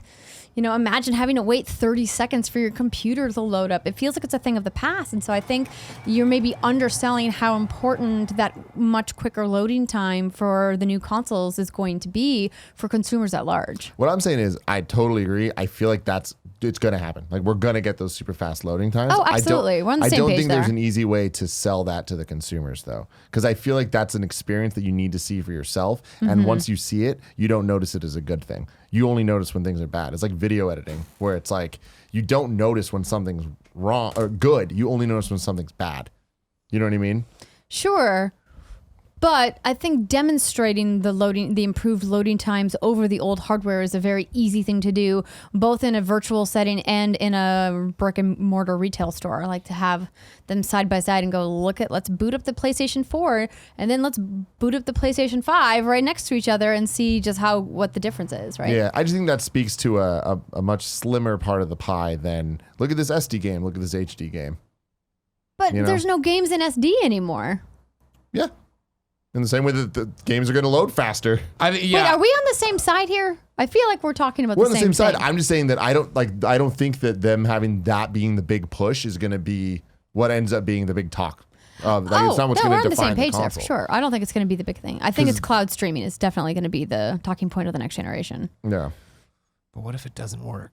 It's not going to work. It's Great going to spoilers. work. It's But I mean, 100%. but- It'll work eventually. I bet you it'll work like year 3 of the next generation. It'll Yeah. be solid. In the And see, same so I way think that at that the games point, as a service and it's- online this time did. Exactly. I feel like that'll be the interesting thing about it, though, if that ends up being the conversation of the generation or the feature. If they launch and they are such a work in progress that it's not exciting and it's just something that they can do, and everybody starts talking about whatever it is, whether it be even better connectivity, whether it be better loads, whether it is just it's gaming on steroids, right? It's your PlayStation 4 on steroids now. It's so much faster. It's so much better.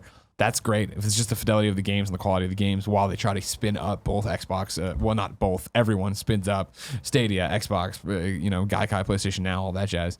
It's going to be interesting to see if that can, if it takes 3 years, if it's still the biggest thing of this generation, or if something's coming to usurp it and make it better. My answer to this, to get away from the streaming and the load times, is I think next gen is going to be about exclusives. I think it's going to go back to an older style of games where it's like the exclusives really were the thing that made people choose one console over the other in terms of the way that they're marketing, the way that they're presenting things. We got Spider-Man here, right, on PlayStation. It's like this generation, it's like that's what slowly has been ramping up. We've been talking about this a lot, where PS4's early years didn't have the bangers after bangers that they do in their last couple years. Yeah. And I think that we're now seeing the small little kind of gap where we're not getting as many PS4 exclusives back to back.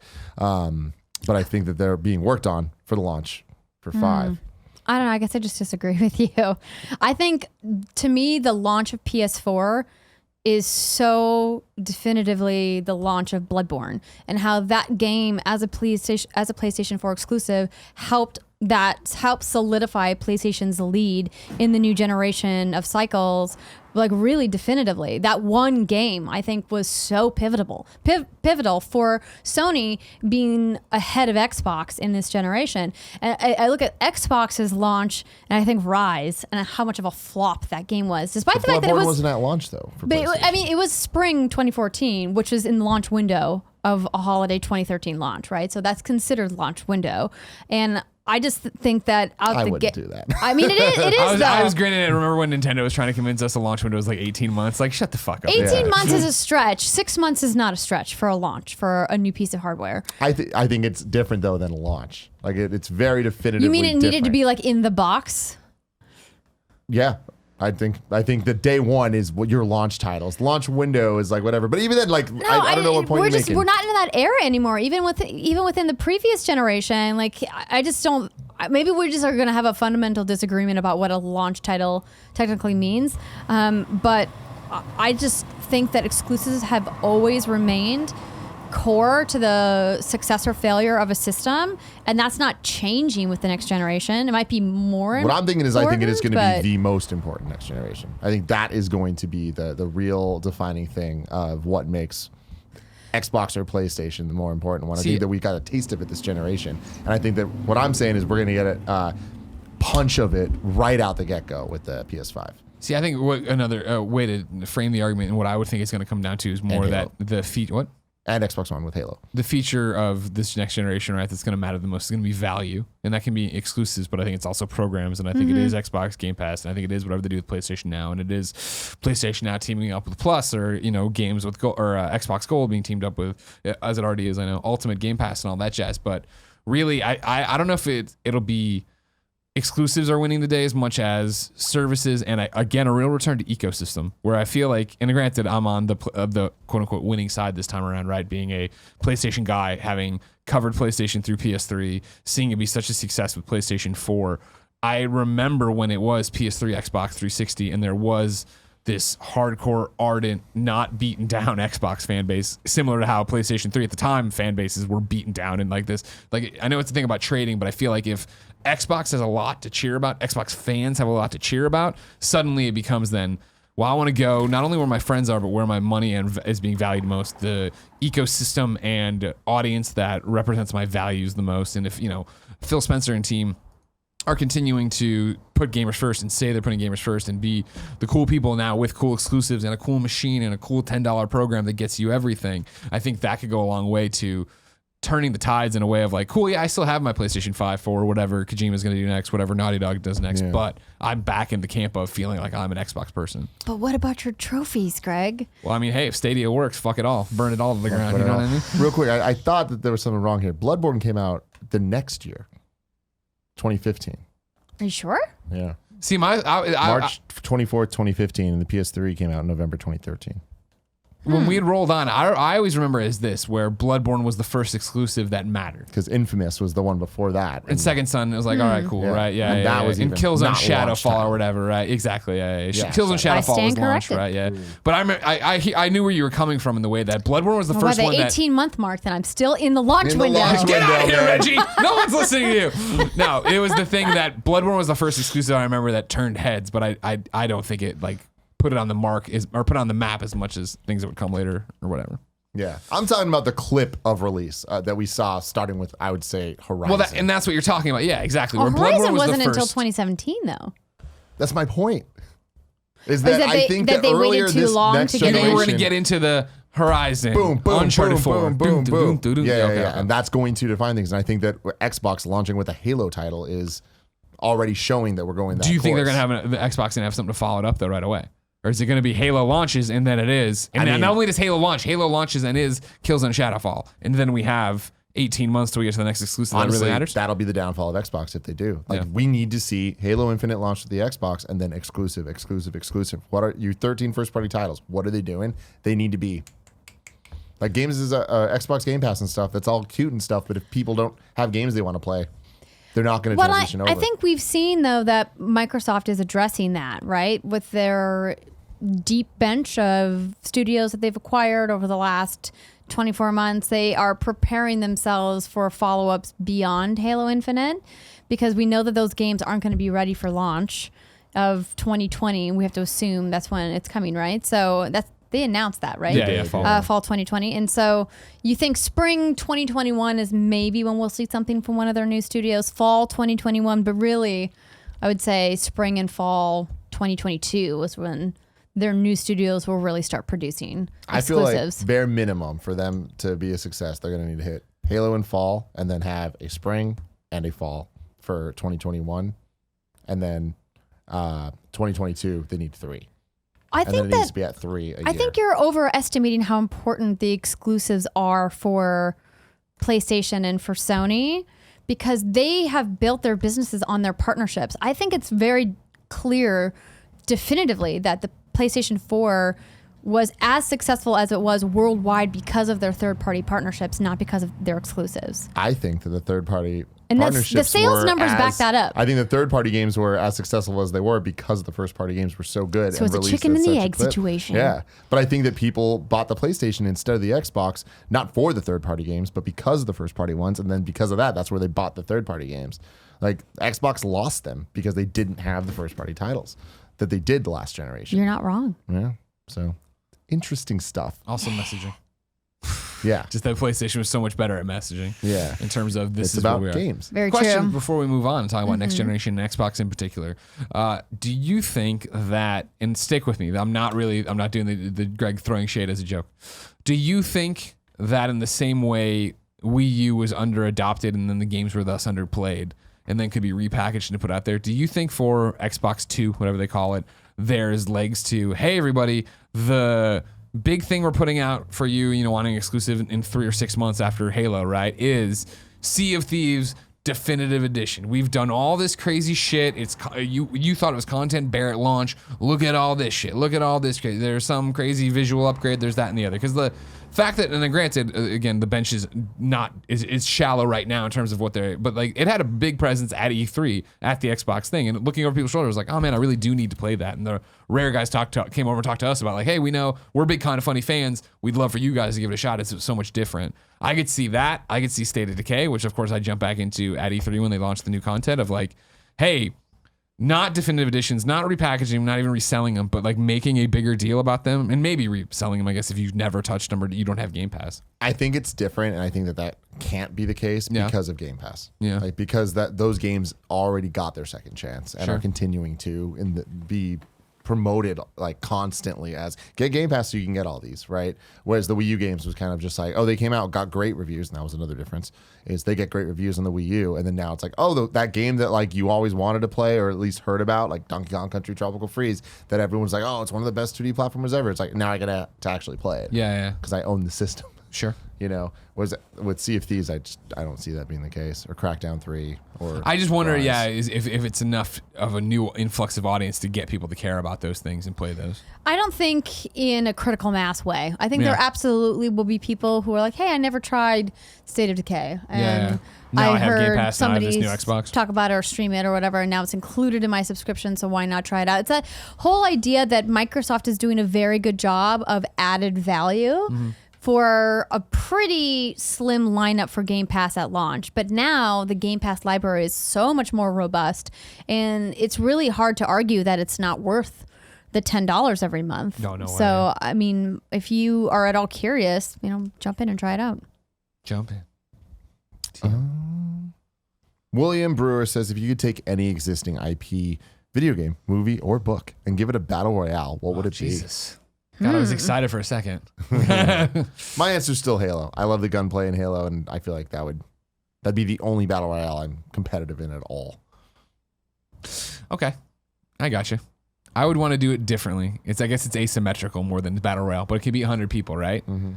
So stick with me. Let's go. What Take I'd me on the wanna- ride. What I'm doing is I'm walking in with some multiplayer team that knows what they're doing, right? Okay. Or whatever. I'm just I can flip a switch and people who traditionally make single player games are suddenly making multiplayer games. What I'm doing, damn it, it's Kevin over there. What I'm doing, What? if Barrett would flip out for this. What I'm doing is Bat vs 99, and it's one player plays as Batman, and the other 99 players play as the thugs in Arkham City or Arkham whatever. Interesting. And like before you get in, you get to pick your loadout, or depending maybe on where you start in the map, you have guns, you have whatever. But like the idea is that the criminals are trying to take out Batman. Batman's trying to take out all the criminals, right? And so that it is this thing of Batman has the same moves we all know from Batman Arkham City and everything else. And the ability then obviously to KO people way faster. But the villains themselves are having a shot at getting it down and actually taking them out. Reminds me of a game. I like that. Right? That's cool. And maybe it could even be that it's you're shrinking the circle. There, maybe you have to pull off crimes. Maybe you have to do whatever. Is it like a Gotham City Imposters vibe? Sure, it's not a shooter though. It's not a first-person shooter. One person is Batman with all the Batman gadgets, and it's third person in my head. Yeah, third person in my head, and then everybody else is all the crooks running up on him. The thing I would be able to do is I don't know how you slow down time. I guess the crooks' movements are just slower in general, and Batman gets to do all his crazy ninja skills and flip people around and stuff like that. But it is one person is legitimately the Rocksteady Arkham Batman, and everybody else, the 99 people, are there. Maybe and they don't have to all be in the area, right? Batman's got to be picking people off as they try to do whatever crimes they're doing, I guess, or whatever they're trying to do to further the plot. Yeah. And then eventually, though, you get it down as the cone shrinks. That suddenly Batman is surrounded by the 15 people still around, and they're maybe still hiding from him, or they are trying to all come out and fight him. I have two concepts that first came to my mind. me. First one, imagine Mario Kart battle mode, but 100 people. Okay. Chaos. Love it. Chaos, right? It would be amazing. Protect your balloons at all costs. That could be super fun Yeah. and super silly and stupid. But the one that I think would be really cool, but would never happen, is if they did a Portal-inspired battle royale where you can teleport with the portals around the map.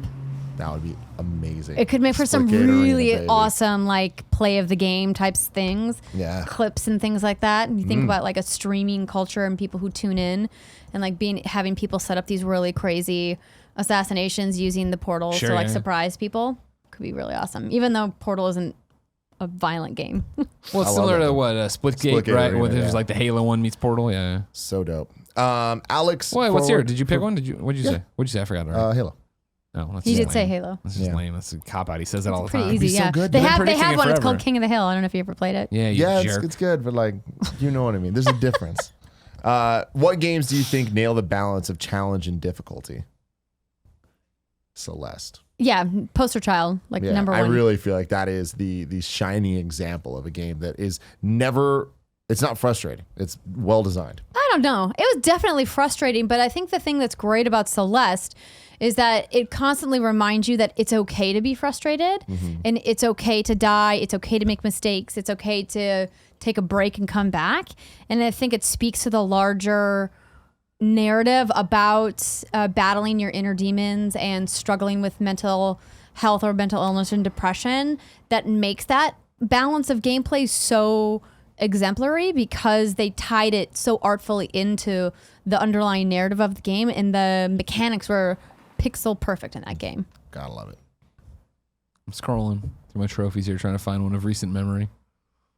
Because it's a good question that I thought had come up. I think I've talked about it before, but Doom, right? Where like when I didn't understand what Doom was, it was frustrating. And then once I understood that I'm supposed to die and I'm supposed to learn, I'm supposed to speed run it or understand how that combat flow, that rhythm of combat. Once I wrapped my head around it that way and played through it, I was like, oh, right, this is the right thing of, I don't go into a room and like, how the fuck am I going to do this? What am I going to do here, right? Or there's too many things. It is just, okay, I'm not doing the right order. Yeah. I need to take out that guy, then get health, then get the armor, then do this thing, move on that way. Another one, perfect balance of challenge and difficulty, I would say, is the early Guitar Hero games. Guitar yeah. Hero, like 2 and 3 specifically, where I feel like if you were playing on medium versus hard versus expert, it's like there was an actual skill necessary to go up, and I feel like the note charts were so perfect and well tuned to the understanding of, are you going to play where it's just the first 4, or are we going to add that fifth one to really, up the ante with stuff? And she did a great job. Oh, Guitar Hero 3.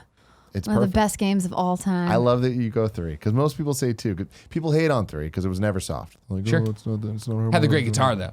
Best guitar. Remember, The I bought, Gibson, yeah. It was bought, amazing. bought it, took the guitar, put the game down, and put in Rock Band. Like I was like, whatever. Oh, yeah, no, Rock dude. Band 2, right? Guitar Hero 3 was No. so perfect, man. Guitar Hero 3, and it pains me to say, please don't hate me, John, and the rest of the team at Harmonix, but Guitar Hero 3 was superior to Rock Band 2. Oh, period. Was it Rock Band 2 or Rock Band 1? Am I screwing it up? I feel like I screwed it up. I mean, Rock Band 1 would've was been one that you're- amazing. Yeah, right, that I'm talking about, right, Rock okay. Band 2 was better than Rock Band 1. Guitar Hero 3 was the best of them all. Huh, well, Facts. bold. Let's see. Ethan Brannon says, when do you think we'll see Breath of the Wild 2? 2022? Maybe? Yeah, to play. Maybe 2023? I think it'll be earlier than that. You think it'll be 2021? I'm sorry, what have we heard about Metroid 4? Well, that's different. Hey, man, we saw in-game footage at least of this one. Well, What's different about it? What's different about it is that we heard that is completely being scrapped and started from the beginning, and like we're screwed, and that game's not coming for a long time, and nothing of that game ever existed that we saw. This is based on an existing engine with an existing world, existing characters, art assets, and all that stuff. I don't think 2021's outrageous. I don't think either. I can see them. I think it's 2021. I think 2020 towards the end of the year might be their goal. That's not going to happen. I can see March 2021 would be my. I'm thinking it's spring 2022. Okay. I think they target they target 2021 and then they delay to 2022. God damn. This isn't going to be a good one. Private Corner says rank your most fuckable Super Mario 64 bosses in order. Nope. But it's Hard pass. I also just love how specific this is because the bosses in Mario. Okay, there's King Bomb, there's Bowser. Isn't there a big penguin? There's the penguin if you want to consider that big a penguin boss. number one. Big penguin number one, baby. Big peng. Oh man.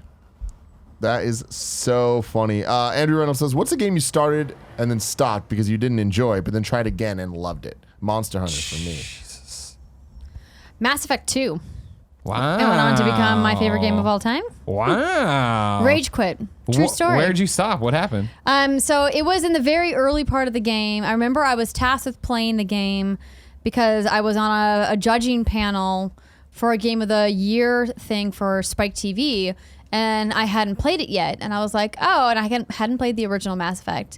And one of the guys at Mahalo, it was Jovenshire actually, he was like, oh my God, I can't believe you haven't played Mass Effect 2 yet. And I was like, I don't know, I've been busy doing other stuff. And he's like, you got to play it. And so I picked it up. It was this, I don't know if it was the immediate section after. So, you go through the whole cutscene about, Shepard's been reborn in his body or whatever the elusive man did. And then you have to shoot all these droids in this first sequence. And I don't know if something about the cover-based shooting system. It was stiff. With the powers, I just could not get a grasp on. And I just kept dying in that opening sequence. And I was like, this game is dumb. And I rage quit. And then didn't come back. And then I came back and I was like, okay, I have to actually play this game now. I had a deadline for the shoot. And I was like, okay, I need to get through at least half of this game in order to be able to talk about it competently. And then I pushed myself through after watching a walkthrough on how to get through the very first level. And then after I crested that hill, it was like the heavens parted and the sun came down and the angels started singing. And I was like, this game is fucking amazing. That's awesome. And then I fell in love and played it 7 times. Jesus. Hell yeah. I don't know. I don't have a good answer to that. I'm sure I've said it on a podcast, but you know how I am. I just immediately forget everything I say. Doom I've come back to, right? Which I guess is that. But again, that's like my third Doom response there just because it's the most recent game. Well, I don't... Somebody asked a good question too that got on the Games Daily docket a couple weeks ago or days ago, but I didn't put out because I didn't have an answer. It was just like, what's a game you were tasked to review and you weren't excited for it, and then you ended up loving it? And I'm like, I don't even have a great answer for that because I'm of course the guy who's on our shows where I'm like, oh man, I don't remember who reviewed that, and then people bring up my review of it. I'm like, oh fuck yeah, I guess I reviewed that. Like I don't even know. Final Fantasy X for me, which is my favorite Final Fantasy, my first Final Fantasy. But first getting into it, I was so excited for it to come out because EGM was talking about this is going to be the showcase game for the PlayStation 2. Sure. First it was Gran Turismo 3, where it's like you gotta play Gran Turismo, right? It's going to be this graphical behemoth. I remember renting Gran Turismo and being like, I don't like this realistic stuff at all. But Final Fantasy X, I'm like, everything about this seems really cool. Final Fantasy, beloved franchise. I've never played, unfamiliar with it. Let's go. I remember playing about an hour and a half of it and just being like, this is not for me. Oh my God, I'm really upset that I don't like this game. And then I came back to it maybe a month later. And I'm like, I was a fucking idiot. This is so damn good. The other one would be Zelda, The Legend of Zelda 1. Okay. When me and Kevin are growing up, we got our garage sale haul of getting our NES and 28 games. And it was just the greatest thing ever. We could just First time ever, it was like our first video game experiences, really. Yeah. And being able to just pop game after game, just like figure it out. I'll never forget playing Zelda. And of course, Zelda was the coolest of all of them because it was a gold card. So we're like, what the fuck's up with this? And putting it in, and we were just like, what the hell is this game? This is gonna be awesome. It is. It was just so like we're just walking around the overworld. We're like, fucking what the get it. fuck's going on? Like, I don't like this. And we stopped. How silly I was. That's still how I feel about silly Zelda. Really? Oh. Yeah. Even though I forced myself to get through the opening sequences of A Link Between Worlds, and it went on to be one of my favorite games on the 3DS. So I was really impressed. But Link Between Worlds and Breath of the Wild are the only 2 Zelda games I've ever finished. Wow. I talked a lot of shit. This might be one, I guess. I talked a lot of shit about Ocarina of Time when my friends were playing on N64 because we'd all, that was like the fun machine. We're in high school. We'd all go to Michael Bryant's house or my house and play all the WWF games at the time or WCW games at the time, right? And play kart and do all that jazz. GoldenEye. And I remember when Zelda dropped, them playing it and having to come over and wait for them to finish whatever they were doing to actually play the multiplayer games. I'm like, this game's dumb. Is it Ganondorf or Ganondorf? Blah, blah, blah. Just making fun. And it was, and finally, like, long after Mike had beaten it, he just gave it to me with the strategy guide. He's like, dude, just play it. Like, you just need to sit down and you need to play it. And I remember talking shit probably to myself while playing it and then staying up to like 2 a.m, never using the guide, right? But playing through it. And the night before I was supposed to take my ACT. Like a terrible idea. Like I just played through and like, and I was obsessed with it from there on out. Hell yeah. Qualia Freak wants to know, what are our game of the years so far, 6 months into the year? Oh, interesting that you should ask. Because What's Good Games did our Game of the Year so far episode this week. You can find that at youtube.com/what'sgoodgames. We actually polled our community to get some of their thoughts and their opinions because, we always have gaps in games that we haven't played. But definitively, Game of the Year so far, without question, Resident Evil 2 Remake. Me too. Oh, yeah. Me too. So far, there are no other contenders. Really? I mean, yeah, I agree. But if we had to vote today, yeah, that game would win without question, in my mind. It's a really good question. Because, the first thing that jumped to my mind is Division 2. But again, that's like a Greg game. That's my favorite game, probably, right? It's probably my game of the year so far as well. Exactly, I really loved what Massive and Restorm did with the Division 2. Certainly in the top 5. Yeah. Absolutely. But yeah, to sit here and be like objective about it and like how I would vote with a list of games in front of me for like what is the definitive game and like, Resident Evil 2. Yeah, that's been it's the normal thing with the early games, right? Where it doesn't even feel like that was this year. It feels like it was forever ago. End of January though. Yeah. I feel like Outer Wilds would be another one that. Outer Wilds has definitely been a lot of people ballots. Again, like we talked about it last week, and it's just the intro 3 times has not grabbed me.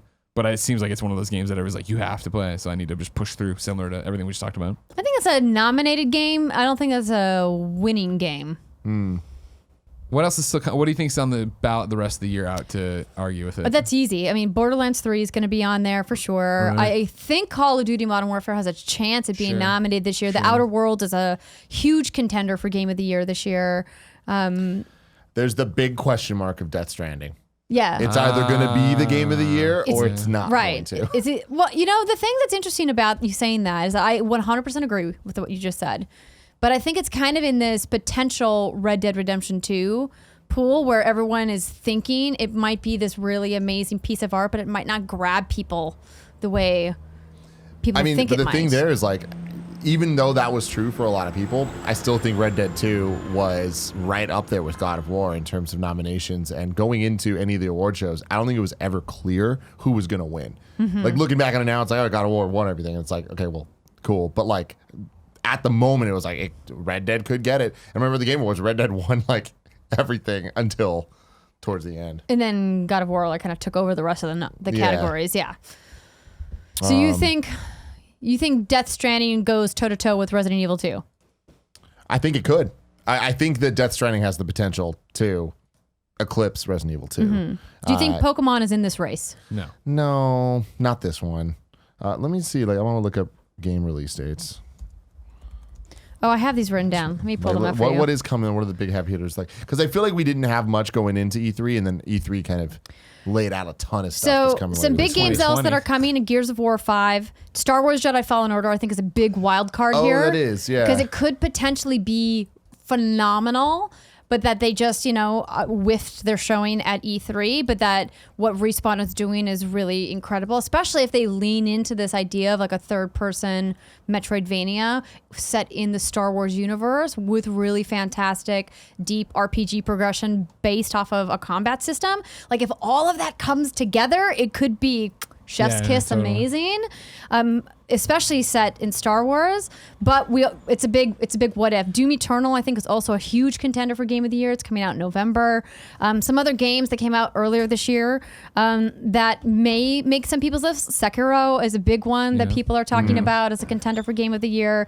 DMC 5, Days Gone, Mario Maker 2, Mortal Kombat 11, Metro Exodus, Katana Zero, Kingdom Hearts 3, Far Cry New Dawn, and I also have on this as a potential Apex Legends, but I mean they are kind of definitely going to be nominated in the online game and multiplayer categories and potentially in action or combat, but I think that there's just too many other contenders for them to actually make Game of the Year. Playing Jedi Fallen Order impressed me so much more than just seeing the demo that they did and the trailer and stuff, so like I think that does have a good chance of being a very at least nominated. I don't think it has the potential to win it, but I think nominated for sure. Yeah. We got Gears 5 coming. I doubt it. If they bring the intensity from a narrative perspective that we saw in that narrative trailer that they released after the press conference, which for the love of God, I don't know why they didn't put that in the press conference. It was cooler to have the weird morphing head. I think if they can really up the ante with their narrative storytelling and do some reinvention in the Gears third-person shooter formula, it could be a contender, but they just have not shown enough of that game for me to believe that it's going to stand toe-to-toe with a Doom Eternal. I mean, that's the problem is I think the fact that it is Gears again and like not reinventing the wheel from what we've seen, right? It's not gonna have God of War. It's not gonna have that kind of God of War momentum movement behind it that would actually change it. I think based on everything we listed here, I think Outer Wilds still is a really good shot. Because so many people talk about it right now of just like it could be their game of games. Like they're so blown away by it. You mean the Outer Worlds or the Outer Wilds? I think Outer Worlds, we know what it is. I don't think Outer Worlds will make Game of the Year lists, short lists. I think you are 100% wrong. Cool. You could not be more wrong. I think it's going to be awesome. It's one of my most anticipated games of the year, but I don't think it's going to like catch people and blow them off course like that. Like, I think Outer Wilds is going to end up on lists. Worlds, I think, will be on some of the lesser lists. I don't think it has the potential. Think Wilds has a better chance than Worlds? Correct. I think you both are crazy. I think you both are out of your goddamn minds. Let's pick 3 sites right now. Okay. We can each pick one, and then what's the argument, I guess? If Worlds or Wilds is on there? Is on the Game of the Year nominees list. Yeah. I would go. It has to be the Game of the Year category. Right, yeah, exactly. Not independent of the year, not action adventure of the year. RPG, it has to be, It has to be Game of the Year. Yeah. DICE, Game Awards, and IGN. Okay. I feel like those are the that's fine. most important Okay. ones. You just throw the GDC awards away. Who needs them? It's true. DICE is better. Damn. Better host. Medieval. Nope. Yeah, sure. That's Get gonna be on a lot outta of lists. Kevin Coelho's Game of the Year. Yeah, looking at this list. Luigi's Mansion 3. Gotta hope. Yeah, that's it. Interesting stuff. Interesting stuff. Well, ladies and gentlemen, this has been the Kind of Funny Gamescast. Thank you very much for joining us. We are about to do the post show that's exclusive to Patreon supporters. So if you're one of those people, hey, stay tuned. We're about to talk to you. If you're not, you're missing out. Be one of those people. You're missing out. You could be one of those people. Patreon.com/kindoffunnygames. Love you. Bye. Can you bring up that chat, Kev? Yeah, give me 1 second. Everything got fucked at one point. Thanks, Kev. The internet just cut, like OBS shit the bed. That sounds right. What's going on with OBS? I don't know. We had that problem yesterday too, and I thought that a simple restart of the computer would alleviate that, and it seems like it hasn't. So I think that, I don't know, there was maybe a recent update. It's just, who knows? That's interesting. I'm seeing a couple issues with the podcast as well. Do we record the podcast in OBS? What are the issues of the podcast? Someone was saying that it was going in and out. Oh fuck. Earlier in the week, Games Daily Yeah. Had some issues where we had to edit around stuff, dropping and dipping and stuff. Yeah, but I got the drops and the dips and the we run a dops. backup. So to be speedy with the uploads and not take another hour and a half extra, we record on OBS, grab that file and upload it. That's for the podcast as well as the live shows? Yeah, I think so. Cool. Okay. But that explains it then. That doesn't necessarily mean that, like, we don't have to. No, because the audio takes longer to adjust. Yeah. Can you scroll up a little bit? Yeah, what's up? A little more? Right there. Enigmatic says, for me, the list of game of the year thus far is Devil May Cry 5, Resident Evil 2 Remake, Kingdom Hearts 3, and Sekiro. Totally forgot about DMC 5. I said DMC 5. Oh, did you? Missed that. I totally said DMC 5. I was looking at reading lists and shit. Yeah, that definitely belongs up there too. RE2 edges it out though.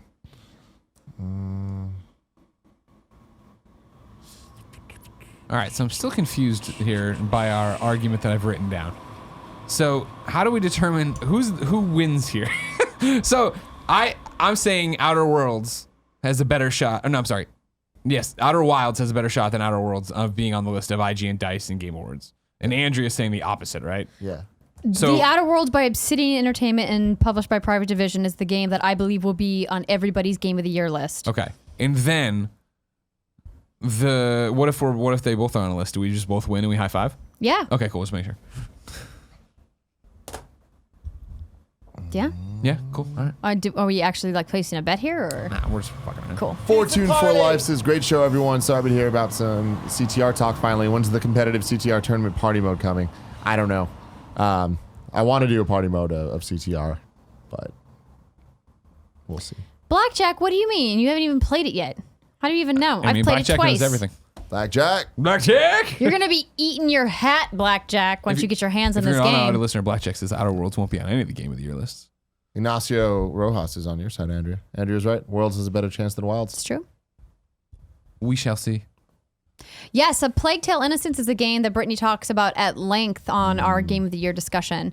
So Another game I have on the cross media bar I haven't touched. yeah, I'm going to download that and play it too. She could not stop talking about how good it was.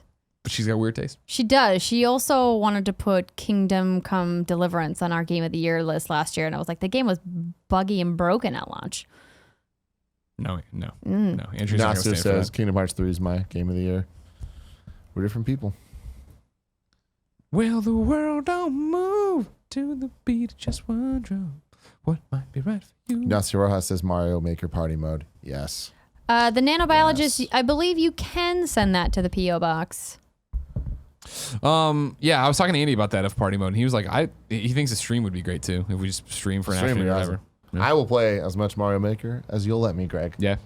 I have tentatively down right now the 100th Platinum stream next week, but I need to do the stupid exotic quest first because there's like stupid things that have to reset for that. And we're going to Austin, you know? Austin. If you're calling about my heart, it's still yours. Mr. Yasmin, Tim, did you see the Ryan Reynolds version of the bottle cap challenge? I did not. Also, look at all these fuckboys on the internet doing the bottle cap challenge with some bitch holding the bottle. Yeah, Nick. That's Like not the way Andy. Jason Statham did it. No one's holding that bottle. Gotta do it right. My gosh, leaning it up against stuff, someone holding it. Cowards. They're all cowards. Cowards, right, Craig? Kick better, dude. Jesus. I'm insulted.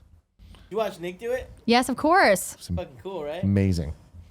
He looked Yeah, listen, so- it's not that hard to do a back kick. Oh, God. All right. You want me to get the bottle? I'm wearing a dress, not today. Let me bring pants next Not week. We can get today. you some pants. I'll give you Not my pants. today. I'm not wearing your pants. Gross, Kevin. What the fuck's gross about it? I would Wow. And he walks in, starts hearing this, and Wow. just starts walking out. I would pay $150 I'm sure on you've Patreon right never now. farted in those pants, Kevin, right? Oh, and Never. I'm sure you never farted in the dress. Now we're all in your fart. What? We're all in your Pants to fart, protect them. Andrea. We're all in your fart. There's no pants to absorb it. Just poop flakes everywhere. Fecal Oh my flakes, we call God, them. We call them gross. fecal Fecal flakes. flakes. Fecal flakes, you're right. I'd explain pink eye to everybody. Because Tim had it in both eyes for a fourth week in a row. Hey, you know what the Magna Carta is? The Magna Carta? Carta. Carta.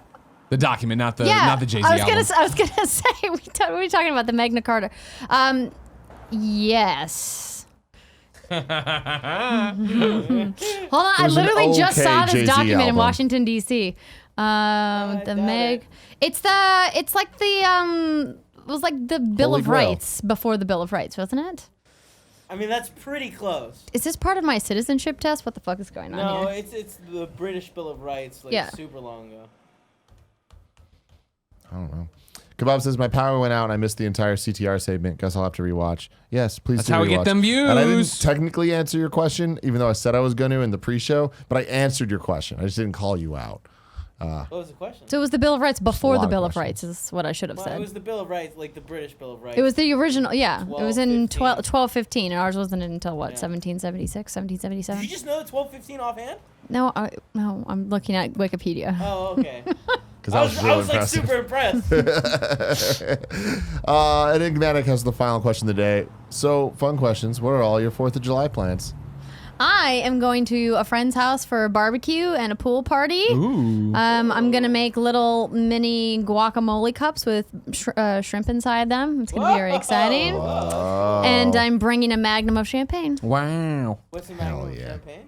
It's a large In the bottle, year considered 1215. large format. It's technically 1.5 liters or roughly 2 bottles worth of regular champagne in a single bottle. Whoa, you're pretty crazy.